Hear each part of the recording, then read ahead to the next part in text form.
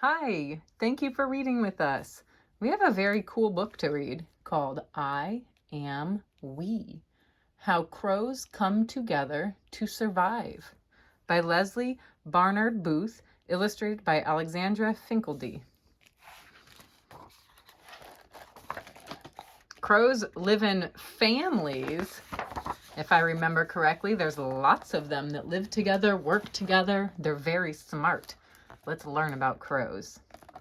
I spill across the sky like ink. Ooh, they're dark. Fill the night with jagged cries. I have 1,000 eyes. I see all, know all, am all. What I mean to say is this: I am not I at all. You see, when winter comes and hunger thrums and danger hovers overhead, one set of eyes isn't nearly enough. Look, they are together. See them all over here too? We feel it. We all feel it when the sun starts to set. That's when we know it's time to go. So we call. We all call. Caw-caw! We must sound like witches to you when they all do it together. Caw-caw, caw-caw! The ones from your tales, the ones that cackle and cast evil spells, the ones that rave and rant and chant. Double, double, toil and trouble, fire burn and cauldron bubble. But there's no need to fret. We aren't like that. No, the crows aren't like that.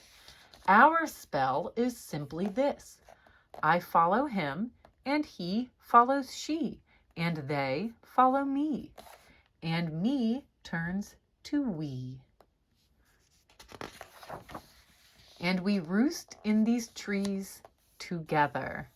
We are safer, much safer, together. With 1,000, 2,000, 10,000, with uncountable eyes, we just might survive. We might stay alive if we cuddle, if we huddle, if we sleep side by side on this dark, black, ice-cold, owl-haunted night. They must sleep close, cuddle and huddle and stay warm. Why here? Why this same spot year after year? Just look at these trees, sturdy, tall, strong enough to hold us all. It's warmer here too, and never not bright, even at night, when the world's dark seeing, night feeding, crow eating creatures awaken. Oh, I see one. Do you? What do you think this is? A cat. Of course, this place isn't ours alone. Chitter chatter, pitter patter, honk, boom, clang, clatter. Look at the cars. Beep, beep, whoosh, whoosh, all kinds of noise. You can be a bother and sometimes a threat. Yet it appears you can't hunt us here. So we blanket every surface, we cling to every edge, we bloom from every branch, every limb, every ledge. Still, danger's always lurking, and danger loves the night. Danger's tired of waiting. Danger wants a bite. Look at the owl.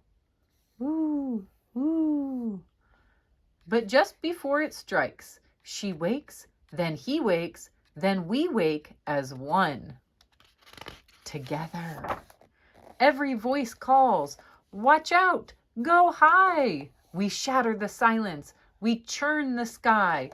Attack, retreat, repeat, we cry, caw-caw. Every heart hammers until it is done, until we have won. And our cherished prize? Soft, deep, dreamy sleep.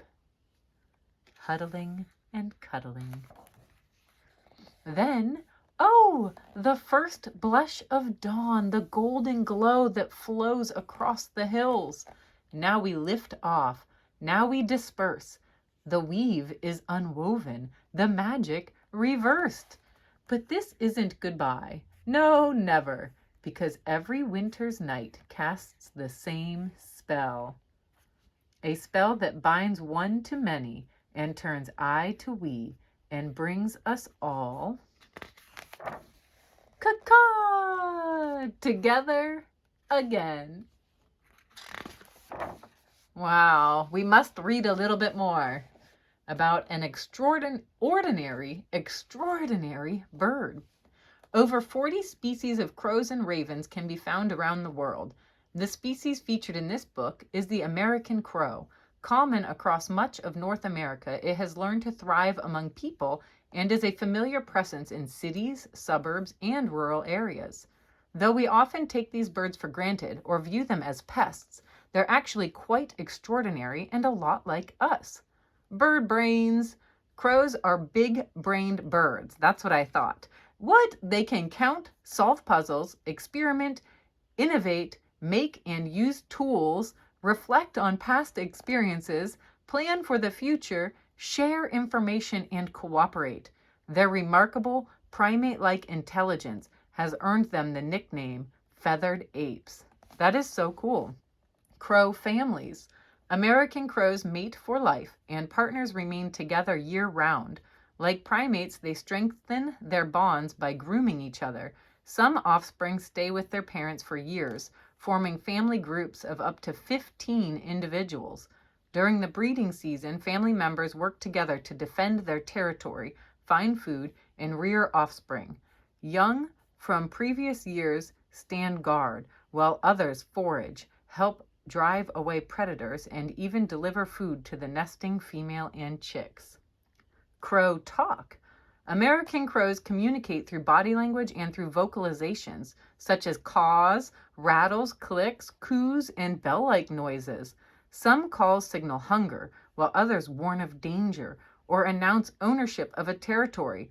Crows can also convincingly mimic a variety of sounds, including human speech. Social learning. Like humans, crows are constantly sharing information with others in their social circles. When they notice a predator, such as an eagle or an owl, they call out, alerting others. Crows will sometimes work together to mob the predator, a daring tactic that can confuse it or force it to leave. Humans can also be singled out for harassment by crows.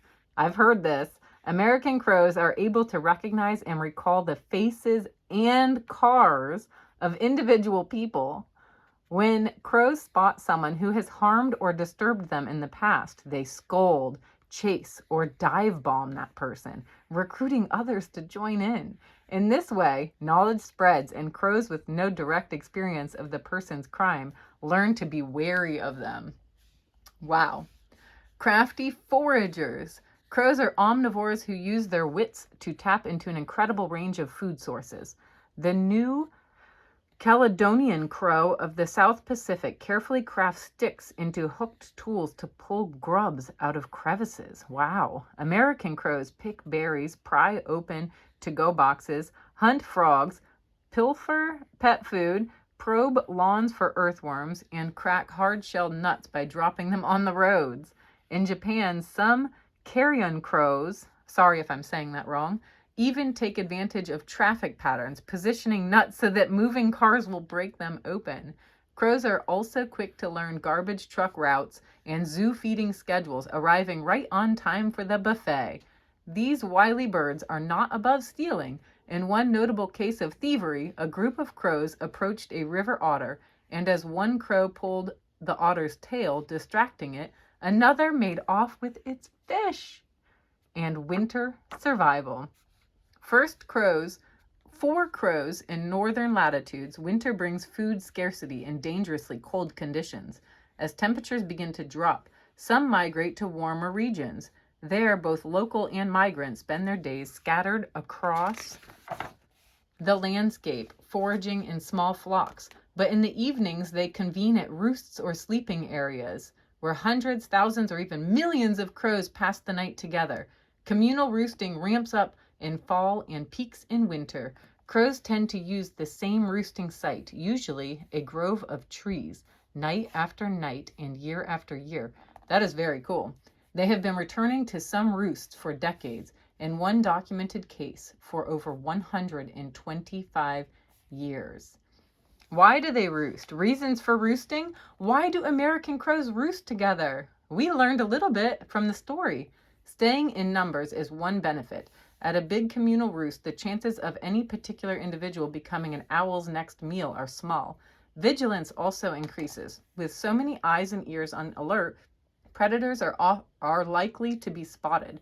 In addition, roosts located near reliable food sources allow for quick commutes for breakfast.